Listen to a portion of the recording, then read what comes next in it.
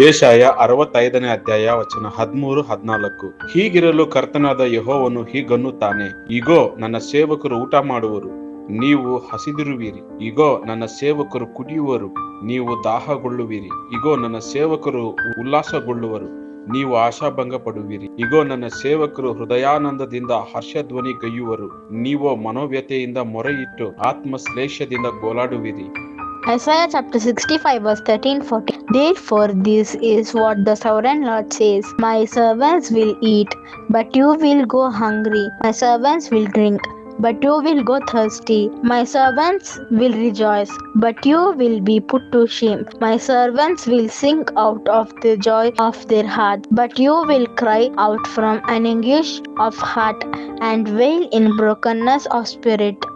यशायाह अध्याय 65 वचन 13 और 14। इस कारण प्रभु यहोवा यूं कहता है, देखो मेरे दास तो खाएंगे पर तुम भूखे रहोगे, मेरे दास पिएंगे पर तुम प्यासे रहोगे, मेरे दास आनंद करेंगे पर तुम लज्जित होंगे। देखो मेरे दास हर्ष के मारे जय जयकार करेंगे, परंतु तुम शोक से चिल्लाओगे और खेत के मारे हाय हाय करोगे।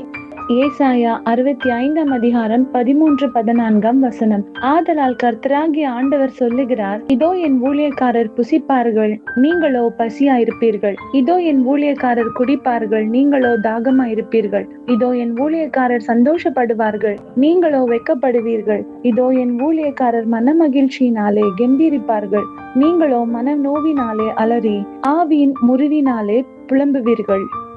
యెషయా 65వ అధ్యాయం 13-14 వచనం. కావున ప్రభువుకు యెహోవా ఈలాగు సెలవిచ్చుచున్నాడు, ఆలకించుడి, నా సేవకులు భోజనము చేయుదురు గాని మీరు ఆకలి కొనెదరు, నా సేవకులు పానము చేసెదరు గాని మీరు దప్పికొనెదరు, నా సేవకులు సంతోషించెదరు గాని మీరు సిగ్గుపడెదరు, నా సేవకులు హృదయానందము చేత కేకలు వేసెదరు గాని మీరు చింతాక్రాంతులై ఏడ్చెదరు, మనోదుఃఖము చేత ప్రలాపించెదరు.